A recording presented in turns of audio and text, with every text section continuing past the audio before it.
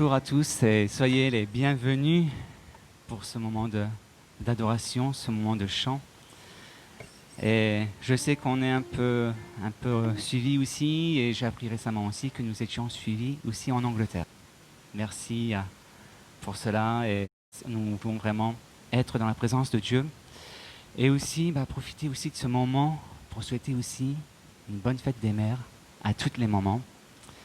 Et soyez bénis, soyez tous bénis.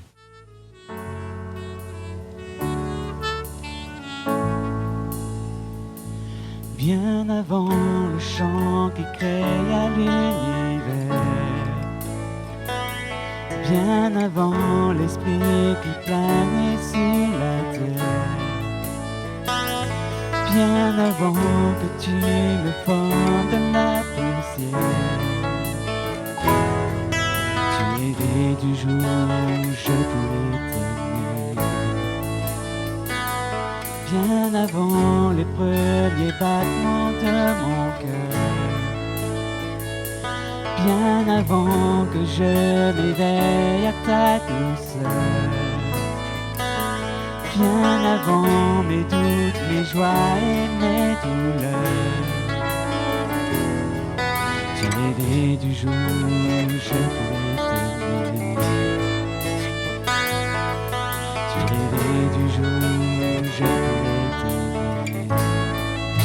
Abba Père, je suis à toi. Abba Père, je suis à toi.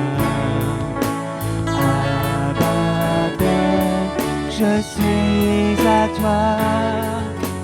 Abba Père, je suis à toi.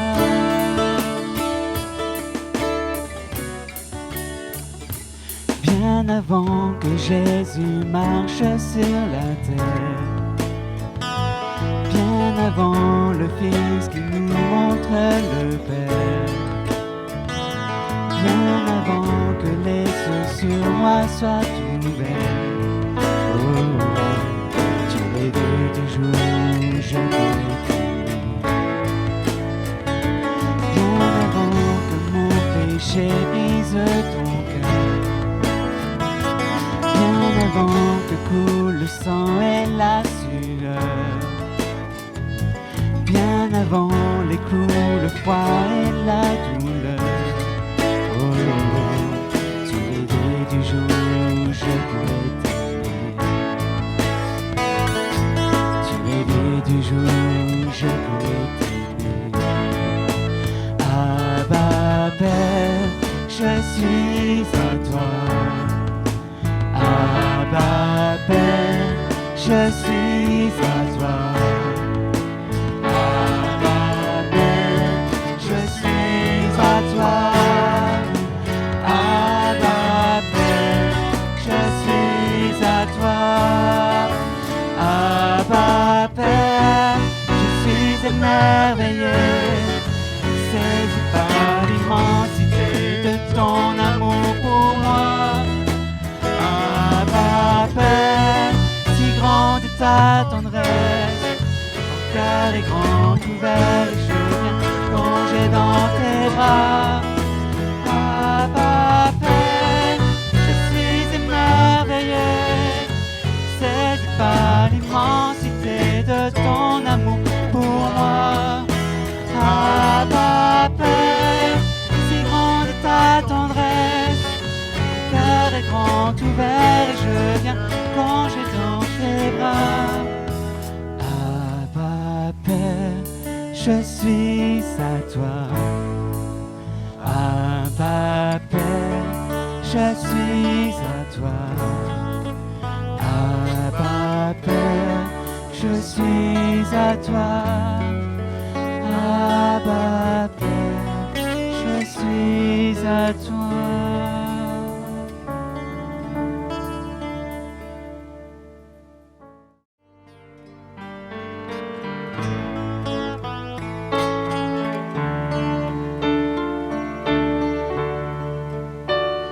De mes lèvres, je veux te louer. De ma bouche,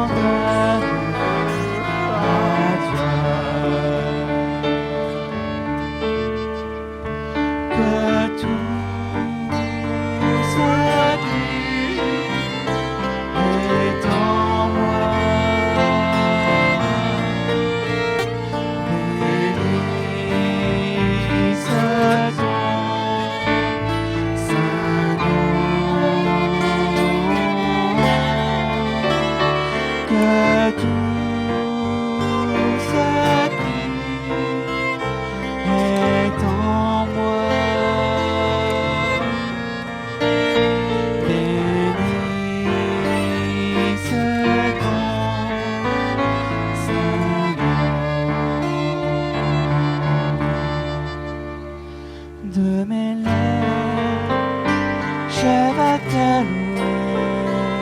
De ma bouche te chanter, De mes yeux te contempler. révèle-toi. Mes oreilles désirent t'entendre. Et ma main pourrait te toucher. Je m'abandonne à Dieu.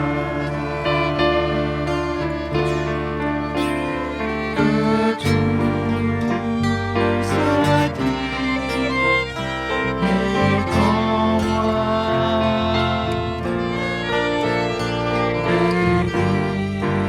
bénisse ton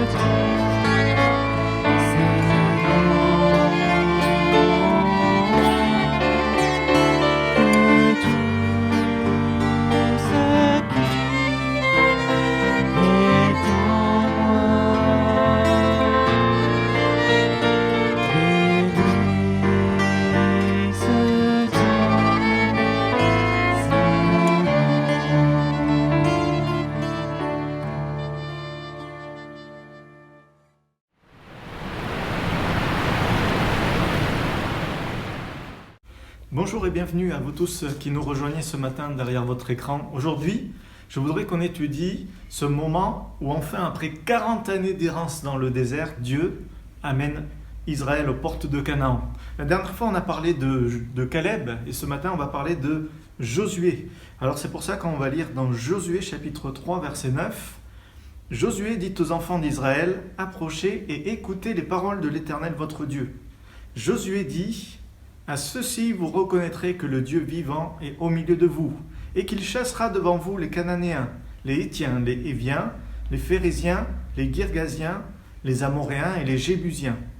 Voici l'arche de l'alliance du Seigneur de toute la terre va passer devant vous dans le Jourdain. Maintenant prenez 12 hommes parmi les tribus d'Israël, un homme de chaque tribu. Et dès que les sacrificateurs qui portent l'arche de l'Éternel, le Seigneur de toute la terre, poseront la plante des pieds dans les eaux du Jourdain, les eaux du Jourdain seront coupées, les eaux qui descendent d'en haut, et elles s'arrêteront en un monceau. » Il y a un verset qui me touche, c'est celui qui dit « À ceci, vous reconnaîtrez que le Dieu vivant est au milieu de vous. » Alors avec Josué, on va chercher à savoir comment est-ce qu'on reconnaît que le Dieu vivant est avec nous. Ça va être d'abord par sa parole vivante, ensuite par une route vivante et par des pierres vivantes. Alors, nous reconnaissons que le Dieu vivant est avec nous par sa parole vivante. Josué ne s'est lancé dans cette traversée du Jourdain que parce que Dieu le lui a demandé auparavant de manière claire. Josué dit « Approchez et écoutez les paroles de l'Éternel ». Ce n'était pas quelque chose qui venait de sa propre pensée, mais c'est quelque chose qu'il avait reçu de Dieu. C'était une étape importante pour le peuple d'Israël. Et c'est bon de réaliser que quand on a des étapes importantes à franchir dans nos vies, on a besoin d'une parole de Dieu. Alors qu'est-ce qui nous prouve que la parole de Dieu, elle est vivante? Il y a plusieurs versets dans la Bible qui le disent. 1 Pierre chapitre 1 verset 23 nous dit « Puisque vous avez été régénérés, non par une semence corruptible, mais par une semence incorruptible, par la parole vivante et permanente de Dieu. » La parole de Dieu est vivante parce qu'elle donne la vie. C'est une semence de vie. Encore aujourd'hui, quand on la laisse pénétrer au fond de notre cœur, sous l'action puissante du Saint-Esprit, elle produit la vie. Elle porte du fruit en nous.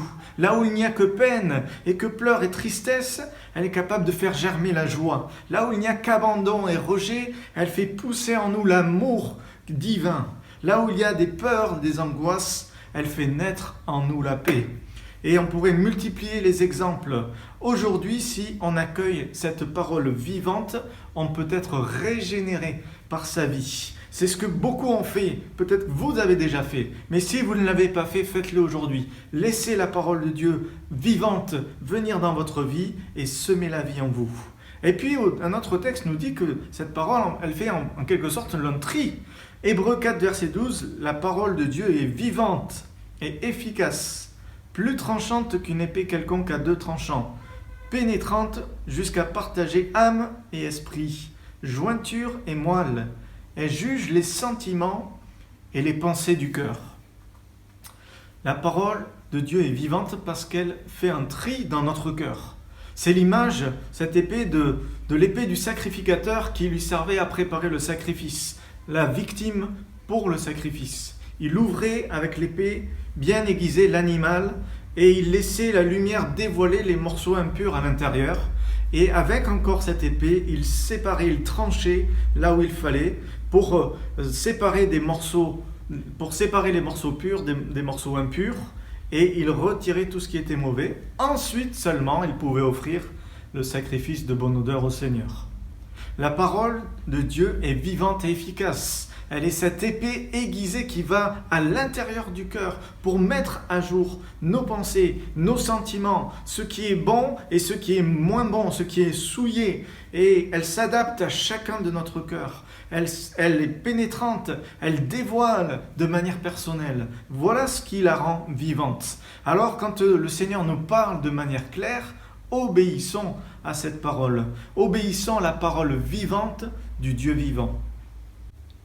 Nous reconnaissons que le Dieu vivant est avec nous par la route vivante qu'il trace. Josué et le peuple sont impatients et prêts à conquérir le pays de Canaan. Mais il y a juste un petit obstacle devant eux, le Jourdain. Traverser un fleuve, ça peut tout à fait se faire. Oui, mais là c'est différent parce que c'est le pire moment de l'année. Le Jourdain est en crue, le courant est fort et le niveau du fleuve est au plus haut. Alors que fait Josué ? Il s'appuie simplement sur la parole que Dieu lui a donnée. Auparavant, Dieu avait dit, dès que les sacrificateurs qui portent l'arche de l'Éternel, le Seigneur de toute la terre, poseront la plante des pieds dans les eaux du Jourdain, les eaux du Jourdain seront coupées. Josué sait que la foi dans la parole vivante ouvre une route vivante. La seule condition finalement à ce que ce miracle arrive, c'est l'arche de l'alliance. L'arche doit être bien présente. Tout ce qui est dit repose sur la présence de l'arche. Si elle est absente, c'est même pas la peine d'essayer de traverser. Autant repartir dans le désert directement. Heureusement pour Josué et pour tout le peuple, l'arche de l'alliance est bien présente. Il faut aussi qu'elle soit bien portée. Elle ne doit être portée que par les sacrificateurs, les hommes mis à part, qui ont été choisis pour ce service, et pas n'importe qui. Et puis enfin, elle doit être bien placée. D'abord, elle va au-devant du peuple pour pouvoir ouvrir les eaux en deux. Ensuite, elle va être au centre, au milieu du Jourdain, et le peuple va pouvoir traverser. Et une fois seulement que le peuple a traversé, elle va être à l'arrière. L'arche de l'Alliance est l'image de la présence de Dieu. C'est l'endroit où Moïse rencontrait Dieu face à face régulièrement dans la tente, derrière le voile. C'est aussi l'endroit où le sang était répandu pour le pardon de tout le peuple. Hébreux chapitre 10, verset 19 nous dit « Ainsi donc, frères, puisque nous avons au moyen du sang de Jésus une libre entrée dans le sanctuaire par la route nouvelle et vivante qu'il a inaugurée pour nous au travers du voile, c'est-à-dire de sa chair, alors approchons-nous. » Christ est celui qui est représenté par l'arche de l'Alliance. Christ doit être présent dans notre vie. Sa présence en nous doit être bien portée. On ne peut pas avoir Christ dans notre cœur et faire n'importe quoi de sa vie, ou faire comme on a envie de faire. Christ nous accorde le privilège de porter son nom, alors nous devons l'honorer. Combien plus le sang de Christ, qui par un esprit éternel s'est offert lui-même, sans tache à Dieu, purifiera-t-il vos consciences des œuvres mortes, afin que vous serviez le Dieu vivant. Nous devons servir le Dieu vivant et vrai. Et nous devons lui offrir nos corps comme des sacrifices vivants. Christ aussi doit être bien placé. Il doit être au début et à la fin de nos projets. Et puis surtout, par-dessus tout, il doit être au centre de nos vies. Et le résultat, pour le peuple d'Israël, au verset 17, les sacrificateurs qui portaient l'arche de l'Alliance de l'Éternel s'arrêtèrent de pied ferme sur le sec, au milieu du Jourdain, pendant que tout Israël passait à sec, jusqu'à ce que toute la nation eût achevé de passer le Jourdain. Quand l'arche de l'Alliance est à sa place, Dieu ouvre une route vivante. Nous savons pour nous que c'est Jésus qui a ouvert cette route vivante qui nous permet maintenant d'accéder au Père. Qu'est-ce que c'est une route vivante ? Alors une route vivante, c'est une route qui s'adapte à notre position et qui nous amène jusqu'au but, là où Dieu veut nous conduire. Dieu vient nous rejoindre là où nous en sommes, mais c'est pour nous amener là où lui, il veut. Une route vivante ne s'appuie pas forcément sur les sentiers déjà établis par les raisonnements humains. La logique aurait voulu qu'il remonte le fleuve jusqu'à un passage à gué et qu'il traverse à cet endroit. Ça aurait été beaucoup moins dangereux et beaucoup plus simple pour tout le monde. Mais la sagesse de Dieu, c'était de ne pas perdre de temps et d'aller au plus court. Parfois, la route vivante va même à l'opposé des raisonnements humains. Elle fait passer le peuple par le fleuve au pire moment et au pire endroit. Mais Dieu assure leur arrière. Et en obéissant, ils vont tous traverser en sécurité et même à sec. Quand Dieu ouvre la route, alors on n'a rien à craindre. Finalement, une route vivante, c'est une route tracée par le Dieu vivant. Et combien c'est bon de s'appuyer sur la parole de Dieu et de marcher dans ce chemin qu'il trace pour ses enfants. Alors ayons foi en sa parole vivante. Laissons Christ habiter en nous et être au centre de nos vies et Dieu va ouvrir une route vivante pour nous. Et puis nous reconnaissons que le Dieu vivant est avec nous par les pierres vivantes. Josué chapitre 4 verset 1 nous dit « Lorsque toute la nation eut achevé de passer le Jourdain, l'Éternel dit à Josué « Prenez 12 hommes parmi le peuple, un homme de chaque tribu. Donnez-leur cet ordre, enlevez d'ici, du milieu du Jourdain, de la place où les sacrificateurs se sont arrêtés de pied ferme, 12 pierres que vous emporterez avec vous et que vous déposerez dans le lieu où vous passerez cette nuit. » 12 hommes sont choisis parmi les 12 tribus pour représenter le peuple tout entier. Chacun a pour mission de prendre une pierre, pas n'importe où, une pierre au milieu du Jourdain, là, aux abords de là où l'arche s'est arrêtée. Mais quel est le but de ces pierres ? En fait, on le lit au verset 20. Josué dressa à Gilgal les 12 pierres qu'ils avaient prises du Jourdain. Il dit aux enfants d'Israël: lorsque vos enfants demanderont un jour à leur père « Que signifient ces pierres ?» Vous en instruirez vos enfants et vous direz « Israël a passé ce Jourdain à sec. Car l'Éternel votre Dieu a mis à sec devant vous les eaux du Jourdain jusqu'à ce que vous eussiez passé. Comme l'Éternel votre Dieu l'avait fait à la mer Rouge, qu'il avait mis à sec devant nous, jusqu'à ce que nous eussions passé. Afin que tous les peuples de la terre sachent que la main de l'Éternel est puissante, et afin que vous ayez toujours la crainte de l'Éternel, votre Dieu. Amen. Pourquoi ce sont des pierres vivantes ? En fait, c'est simple, c'est parce qu'on ne les trouve que sur la route vivante. S'ils étaient passés par le détour, ils auraient pu sûrement ramasser des pierres, mais il n'y aurait pas eu la même symbolique, la même démonstration de la puissance de Dieu. Et ces pierres sont vivantes parce qu'elles ont un double message. Elles nous disent un message. Le premier, c'est de se souvenir de ce que Dieu a fait dans le passé. Quand les enfants allaient voir leurs parents et dire « Mais qu'est-ce que symbolisent ces 12 pierres sur la montagne de Gilgal ?» Ils pourraient leur dire alors « C'est la preuve que le Dieu qui nous a fait entrer en Canaan nous l'a fait de la même manière qu'il nous a fait sortir du pays d'Égypte. » Et puis aussi, le message qui est donné par ces pierres, c'est « Regardez vers l'avenir.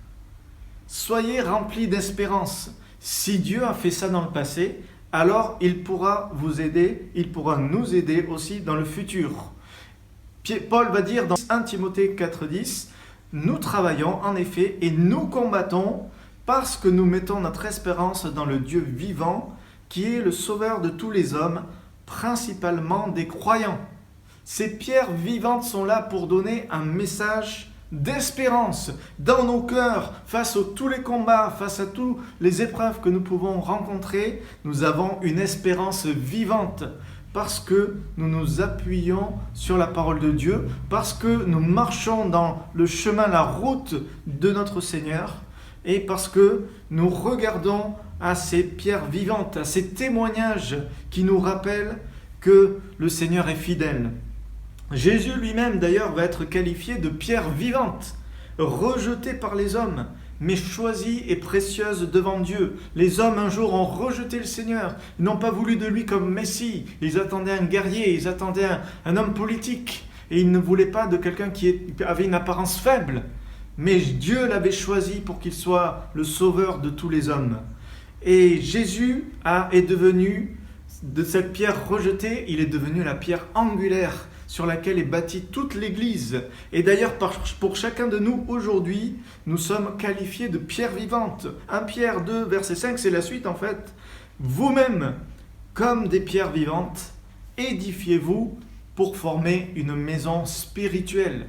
Nous sommes appelés à être nous-mêmes des pierres vivantes. Et ce qui va permettre à ce monde de reconnaître que Dieu est au milieu de nous, c'est que nous portons ce témoignage d'espérance dans nos vies. Peu importe les situations, peu importe les difficultés, peu importe les temps que nous pouvons vivre, nous sommes des personnes qui rendent le témoignage de l'espérance de Dieu. En tant que pierre vivante, nous sommes appelés à bâtir cette maison spirituelle d'espérance qui peut devenir un abri, un refuge pour tous ceux qui sont sans espoir dans ce monde. Parce que cette maison d'espérance, elle est bâtie sur la pierre angulaire, notre Seigneur Jésus-Christ. Conclusion, servons le Dieu vivant hébreu. Le psaume 42, verset 2 nous dit « Comme une biche soupire après des courants d'eau, ainsi mon âme soupire après toi, ô Dieu. Mon âme a soif du Dieu vivant. » Ayons soif du Dieu vivant. Venons nous désaltérer aux eaux vives de sa présence. Écoutons avec attention, avec sérieux sa parole et obéissons à sa parole. Marchons aussi sur la route vivante qu'il trace pour nous. Soyons ces pierres vivantes qui portent ce message d'espérance et le monde verra que le Dieu vivant est avec nous. Amen. Merci Seigneur pour ta parole. Merci parce que tu es ce Dieu qui veut être avec ton peuple, qui veut manifester ta présence au milieu de ton peuple, qui veut tracer des chemins, Seigneur, différents des chemins de ce monde. Seigneur, nous ne voulons pas seulement nous appuyer sur nos raisonnements, mais nous voulons surtout nous appuyer sur ton Saint-Esprit, nous appuyer sur ta puissance, nous appuyer sur ta parole. Viens, Seigneur, encore ce matin, bénir chacune de nos vies. Viens parler à nos cœurs de manière claire. Viens aussi, Seigneur, ouvrir un chemin, Seigneur, là où il y a des obstacles, là où il y a des épreuves, là où il y a peut-être des murs, mais qui ne sont pas dans ton plan. Seigneur, nous croyons que toi, tu es capable de tracer un chemin partout, là où tu le dis. Alors nous voulons nous confier en toi. Viens faire aussi de chacun de nous ces pierres vivantes. Viens faire de chacun de nous ces porteurs d'espérance, afin que ce monde puisse recevoir de nous ce témoignage que tu es un Dieu vivant. Amen. Que le Seigneur vous bénisse et que le Dieu vivant soit avec vous.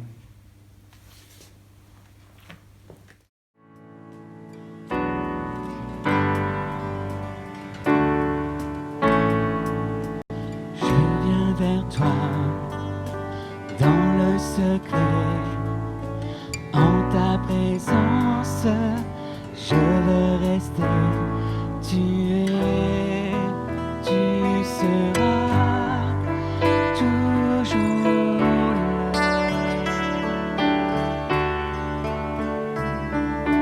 Contre toi, près de ton cœur, je peux entendre ta voix, Seigneur. Tu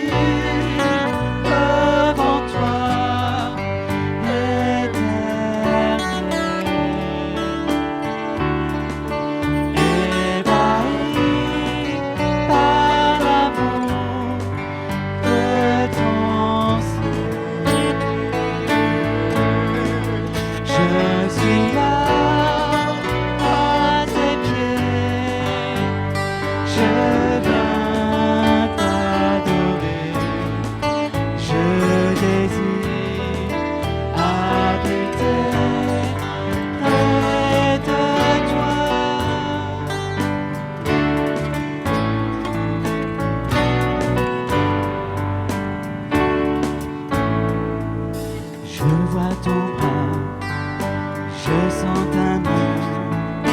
Tu me protèges, tu me soutiens.